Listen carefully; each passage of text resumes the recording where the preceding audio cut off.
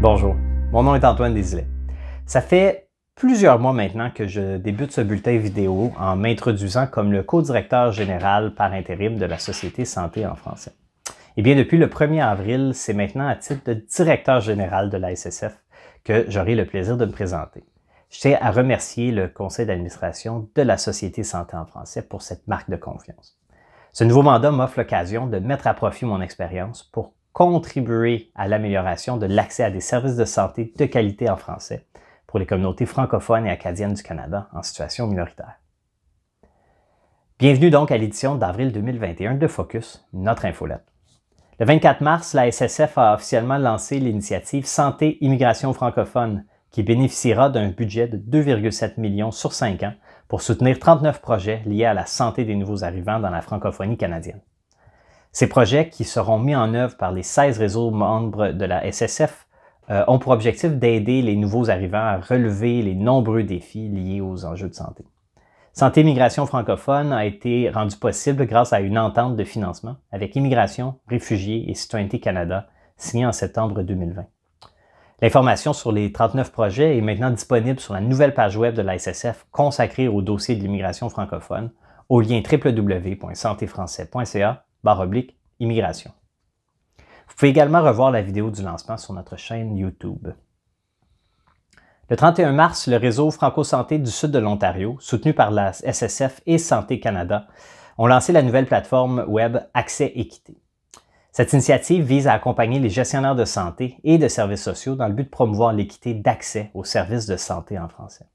Le site offre des ressources pour bâtir la compétence linguistique des fournisseurs de services de santé œuvrant au sein des systèmes. Pour en savoir plus, visitez accès-équité.ca.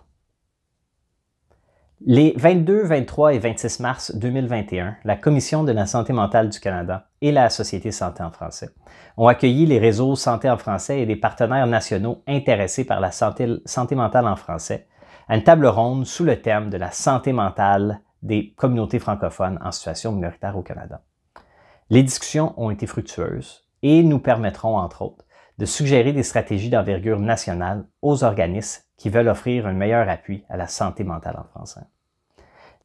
Du 24 au 30 avril, c'est la Semaine nationale de promotion de la vaccination. Cet événement annuel vise à souligner et reconnaître l'importance de la vaccination. Cette année, plus que jamais, c'est un sujet qui mérite notre attention.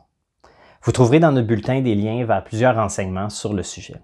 Parmi ceux-ci, j'aimerais souligner le site de La Science d'abord, qui est un mouvement mis sur pied par une équipe de scientifiques indépendants, de fournisseurs de soins de santé et de communicateurs scientifiques dans le but de porter un coup d'arrêt à la propagation de la mésinformation sur la COVID-19. Leur site, à l'URL scienceupfirst.com, est disponible en français. Le 22 avril est la Journée de la Terre.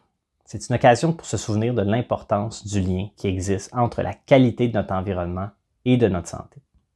D'ailleurs, je vous invite à participer au colloque international francophone organisé par Médecins francophones du Canada. Ce colloque sera axé sur la collaboration intersectorielle et les pistes d'action possibles en santé et environnement dans la francophonie.